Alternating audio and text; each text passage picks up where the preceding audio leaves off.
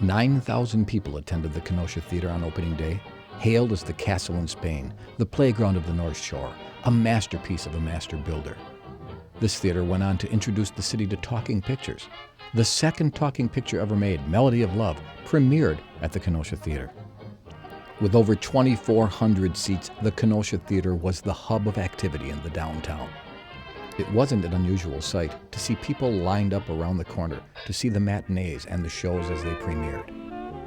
This most lavish interior in the entire state was one of Universal Studios' prize holdings. It was commissioned by Carl Laemmle himself, the founder of Universal Studios, because he lived in Wisconsin.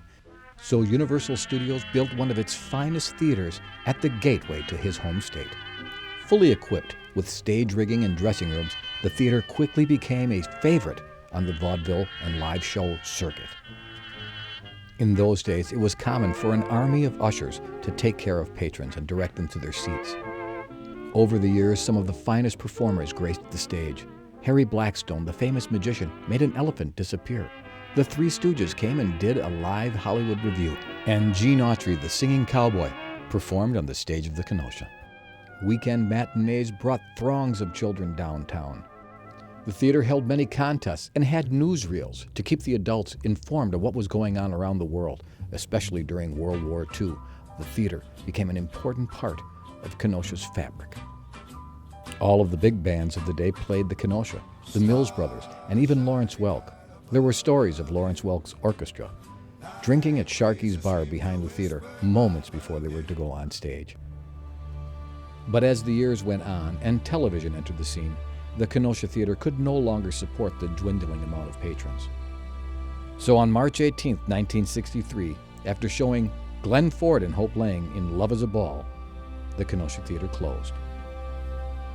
Standard Theaters, the operators of both the Kenosha and the Lake Theater downtown, placed a deed restriction on the building saying that it could not be used as a theater for 25 years, thus sealing the fate of the city's most lavish and opulent interior.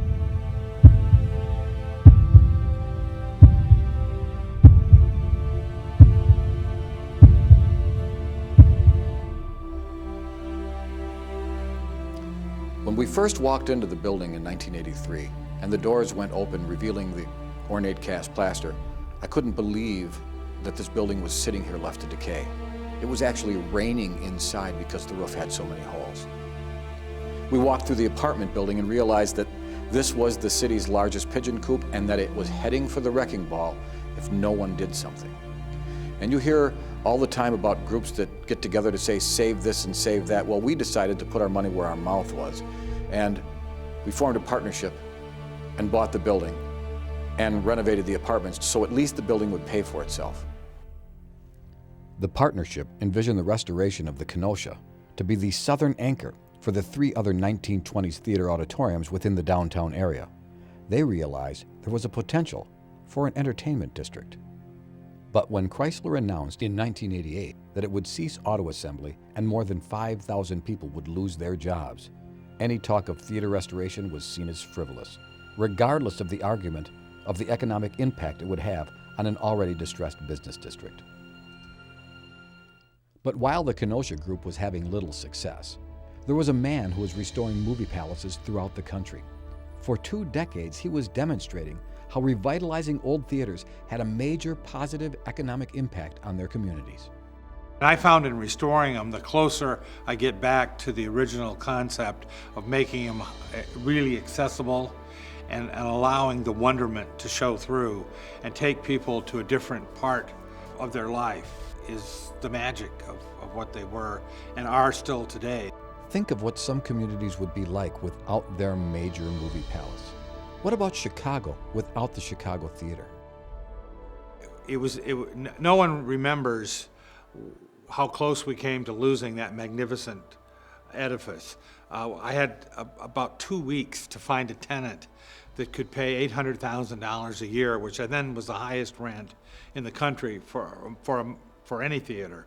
And then to be able to get Sinatra to open it in Chicago, and he was in an amazingly good mood. It was like a glorious experience. We had him for 5 performances, and then the very next week we had Bill Cosby, who was at the peak of his career doing 6 shows. Ray's track record is astounding. His depth of experience is like no other, and his passion for detailed and functional restoration is only matched by his determination that these beautiful structures make sense economically. Ray has been involved with over 34 theater restorations around the country. He's been recognized throughout the industry as the restoration guru. He's the founder of Playhouse Square in Cleveland, Ohio, the second largest grossing theater district in the country. He's even been awarded an honorary doctorate from Case Western Reserve University for his work in revitalizing theaters and communities across the nation. His is not a career that sought fame and fortune, but there is no denying that his legacy will touch millions with the grandeur of the buildings he's saved and the celebration of imagination that takes place within them. In 2003, Ray Shepherdson was hired by Waukegan to restore its historic theater. When Ray gave tours of the Genesee during restoration, it was obvious how much attention he paid to details. The performers, workers, and the customers were all considered with great care in all of his plans. Now down here, you see the street light? That'll be open to the top of the marquee porch. All my life I've run theaters, and in most of the movie palaces we've restored, you never see this because you'll have the nice fancy seats up front, but people that have paid taxes all their lives and are now retired on a fixed income buy the cheap seats in the upper balcony, and you see these old people crawling up the back staircase. Well, here they'll be able to park within 50 feet of their seat, come in on the same level where they sit if they want to. They can sit any place else, but if they want the real value, and again, they'd be like at the boxes at the opera. And the back row is, at the narrowest place, is 5 feet wide. So they can sit down, and there's room to get walkers by or wheelchairs by, and it's just a really nice situation. But it wasn't meant to be. Months before the grand opening, a decision was made to jettison the operating plan that drove the very design of the restoration. Consequently, the 7 beautiful lounges remain empty nearly 300 days a year, with no activity. This after spending nearly $32 million. While the not-for-profit board in Kenosha certainly had reservations about Waukegan's decision, they were comforted in knowing that while the restoration was taking place in Waukegan, Ray Shepherdson had been sending his teams of designers, plaster experts, architects, and engineers down to survey, propose, and design a complete restoration of the Kenosha. The experts came up with the ingenious plan to build a new central core that would leave the building footprint the same, but allow for new lobby and revenue-generating space. The addition of a new, oversized, fast elevator would make the theater one of the most ADA-accessible venues in the country. 8 years after the opening of the Genesee Theater, the Kenosha Theater still remains dormant, although Kenosha has made great strides in its lakefront development. The area where the auto factory once stood and the marina are now developed. Condominiums line the harbor where longshoremen once worked. The lakefront has become a recreational destination with the addition of 2 new museums. And while all of this development was underway, the Kenosha Theater not-for-profit was able to get a community development block grant to replace the deteriorated roof, the process of which damaged more plaster than all of the years of water damage, but stabilized the structure for future development. The 2008 real estate crash has given the rare opportunity to purchase the land just south of the building to accommodate any parking needs performances would create. One thing that's always important is parking. And what you've got to do when you're trying to develop a neighborhood, the idea of doing parking for a theater also puts the parking there for future economic development and daytime activity. And the neat thing about it is if you have a parking garage near a theater, the theater traffic will actually pay for the parking structure so it can be free in the daytime, which really helps economic development. It's just another little plus you get from doing a spectacular movie palace. This lot also has the fortunate advantage of being located conveniently to serve the events that take place on Library Square, like the Museum Art Fair, or the bike races, or the new events that could take place under the shadow of the Daniel Burnham design, historic Gilbert M. Simmons Library. The fortunate location of this available parcel also makes it an important southern parking anchor for any events that would block off downtown's main street. The theater project has faced many skeptics along the way, but in 2009, the Americans for the Arts did a major economic study on the impact of the not-for-profit arts and cultural sector in the state, showing that over 15,000 jobs alone were created in the state by that sector. Those jobs alone paid wages of over $250 million to residents of the state of Wisconsin, generating nearly $500 million of economic activity in the state. Armed with these findings, the Kenosha Theater Project and the University of Wisconsin Parkside Market Research Group undertook a major study to test the business plan and the potential economic impact of a restored Kenosha Theater. This is the most exciting market research project that we've done in my market research classes in the 4.5 years that I've been at UW at Parkside. We've done about 50 community projects. This was the only one that extended over 2 semesters. We had 6 undergraduate and graduate students that were passionate about the project, and they actively went out and sought over 500 responses from the community. A demographically representative sample. We asked in-depth questions about entertainment preferences and habits, the acts that they wanted to see, their spending habits, how often they went to the theater, where they went, what they spent, how far they drove, and we have a profile, an in-depth profile of what the community wants by zip code in this region. The study showed that in the last year, more than 750,000 people in our trade area attended a live performance, and the economic impact on the area alone from theatergoers on dinners and drinks would be over $7 to $10 million annually. The study also showed that skeptics are actually rare. 86% believe in a downtown theater. And the fact that Kenosha has hung on to their theater that's been closed since 1962, longer than I've been in this business, tenacity really does pay off.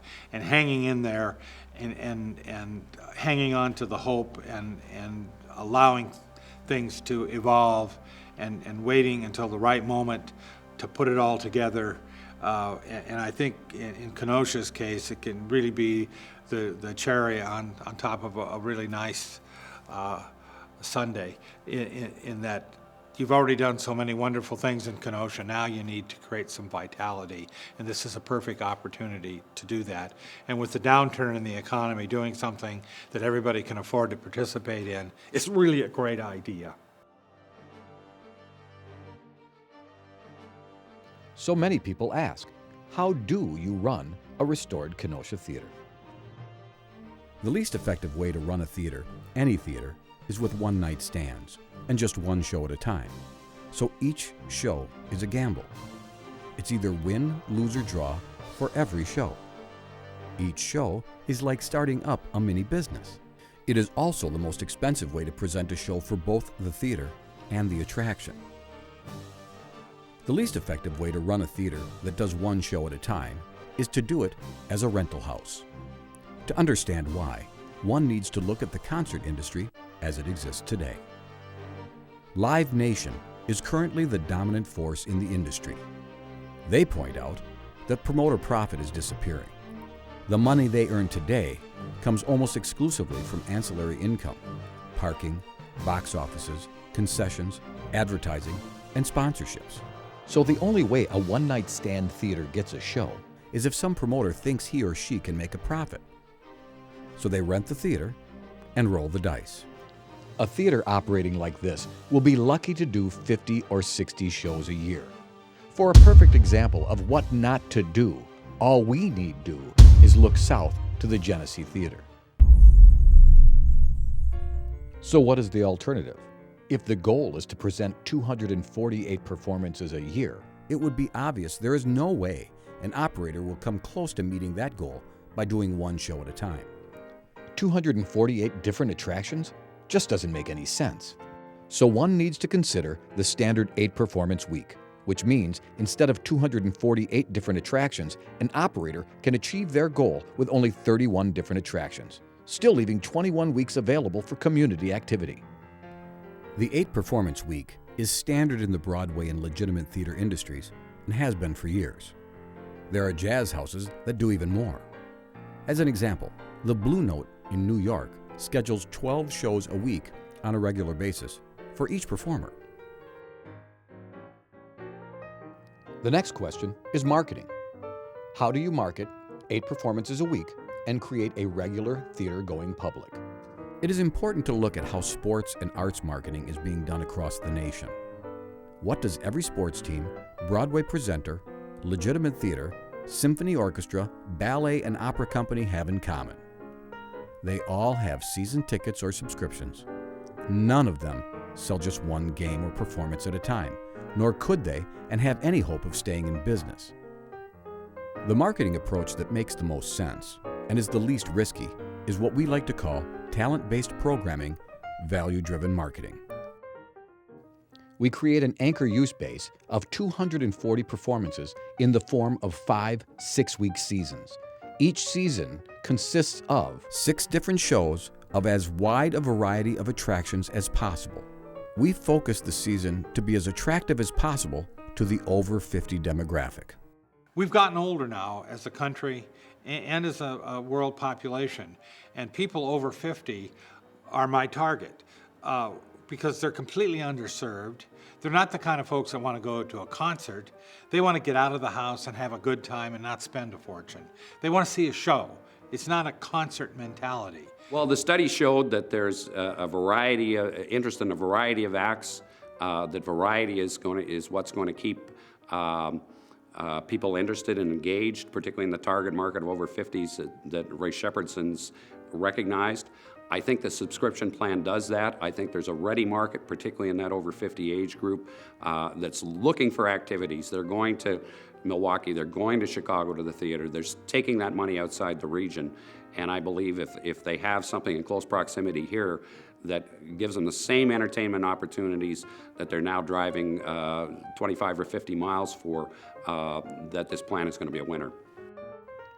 Nothing is more compelling than the perception of exceptional value. The goal is to keep our marketing simple and easy to promote. We do this by creating an extreme offer. We price all of our tickets at under $35, and we develop 3 offers. Buy 3 shows, get 3 shows free for under $100, which is under $17 per show, for shows that are currently selling in excess of $60 to $75. The second offer is buy 2 shows and get 4 shows free for under $70, which is under $12 a ticket. Again, for shows currently selling in excess of $60 to $75. With a third similar extreme offer, the variety seasons are repeated 3 times to fill out the year's schedule. And it's all in the numbers. And when you structure selling a package where you're selling a 6-show season and you have $1 million a season to spend on the attraction, you can virtually buy 90 to 95% of all the attractions that are available in the country. 2 points are worth noting. Number 1, most working attractions will do 8 shows in 1 week for what they would normally get for 2 to 4 one-night stands. And number 2, most quality attractions can sell 2 to 6 times as many single tickets for 8 performances as they would for a one-night stand. In this way, we are using the attractions to create a going concern. We get rid of Ticketmaster and run our own box office. We also run our own concessions, with an average income of $3 to $5 per person in concessions generated from the facility's 4 lounges. And because the theater is now a going concern, it is easy to generate a significant amount of revenue from sponsorships, advertising, and development. It's all quite simple when one breaks down the operation into reasonable, doable pieces. My favorite offer is buy 3 shows, get 3 shows free. And when you structure a 6-show season and people are only paying for 3 of them, it's such an amazing value. It makes it almost irresistible. And it allows people to try new things. And it's amazing when people look at a 6-show season and you have a chance to embellish what each individual act is doing, everybody finds a different three, which is pretty amazing. And it's just, that's what we've learned from doing this a lot, that the buy three, get three free, the exceptional, compelling, extreme offer is just magical. The one thing that I agree, I think is a little bit different about Kenosha than some of the markets that Ray has developed these theaters in, particularly in this economy. We know, based on the study and my knowledge of the community, that people are looking for value here. And the subscription model that's been developed really addresses that. So I think that's why it's going to be successful. National studies show that if you have a subscription model versus a one-night stand type of model, that you're going to generate 2 to 6 times the traffic in the downtown core. I've been restoring historic theaters and operating them now for a little over 40 years. And one of the few things nice about being old is I've had the opportunity to make my mistakes on other people's dollars. So after having such a wide range of experiences, I can tailor the experience to Kenosha and look at what can be done with this magnificent theater in the context of where it is and the opportunities that exist today. We were able to experiment and do things that weren't normally done in a couple dozen different cities, and that gives us a huge leg up on people that have just never done this before. I became very engaged in this project because I saw firsthand 17 years ago that the impact that a similar project can have by effectively renovating one of these treasured atmospheric theaters. My late parents were involved in a committee to renovate a similar theater in Canada, just outside of Toronto, very similar market to Kenosha. I saw the changes there over 15 or 20 years once the theater was open, and how it became a destination, how it rejuvenated the downtown, how restaurants opened, how spas opened, and how this sleepy little kind of Rust Belt town was transformed into one of the major weekend destinations in southern Ontario. The thing that I find kind of exciting about the Kenosha project is that no matter how much a project costs, it always contributes significantly more than whatever it costs when it's operated properly and it's organized and presented in a way that makes the most sense and can have the highest impact. And what I try to do, being first and foremost an avid preservationist, is I try focus on making my buildings economically viable. And that's the neat thing about the Kenosha. It's been around long enough so there's been enough time to plan it and think through the process to make it economically viable. So it's not going to be a money pit where it's a drain and something that has to be subsidized, but actually will create jobs, create revenue, and actually be able to pay back what it costs to build it. And that's pretty magical, especially the way things are being done now. It's just an unbelievable opportunity whose time has really come. The economic spin-off is going to be tremendous in this market, and there's no question about it. It's the final piece of the puzzle that we need to truly rejuvenate the downtown and all the natural advantages that we have with our waterfront location and truly complement what's been done to date to really make Kenosha a destination. After creating jobs during the construction and restoration, the restored theater itself will create jobs from entry-level to executive director, from professional and technical.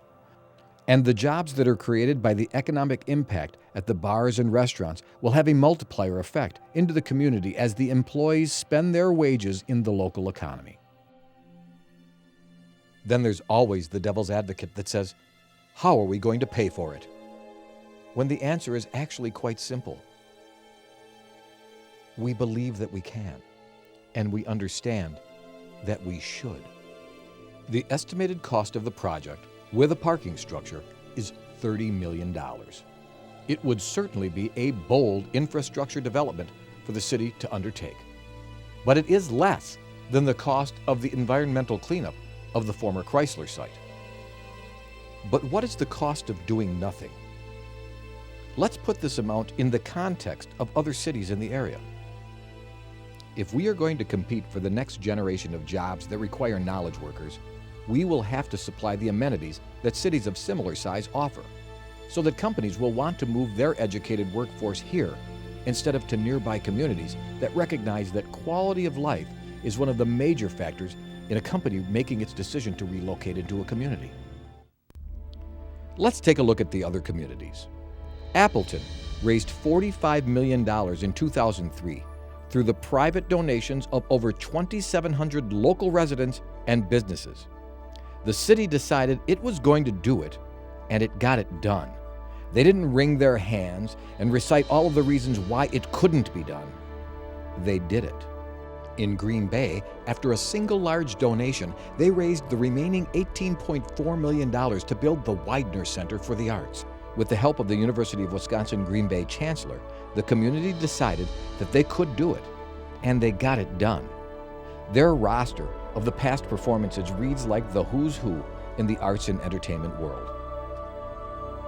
The Overture Center for the Arts in Madison was created when former Mayor Paul Soglin had the political will and vision to dream of a performing arts center in the restored movie palace that was the Capitol Theater. In 1998, a local businessman made a breathtaking commitment to create a cultural arts district in downtown Madison.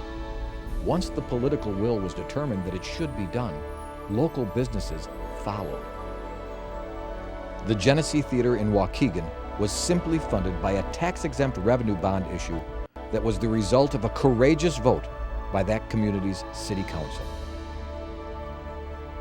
Today, Kenosha stands at a turning point. After losing over a century of automobile manufacturing as its defining identity, the time has come for the community to decide just who and what we want to become. The Kenosha Theater business plan isn't a performing arts center that needs to be subsidized year after year. It will be an entertainment complex that welcomes the arts.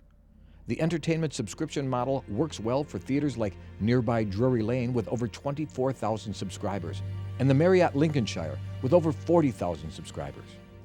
Copying the successes of hundreds of communities that have given their historic theaters new life will let businesses know that Kenosha is the place to raise a family with educational and employment opportunities for the future.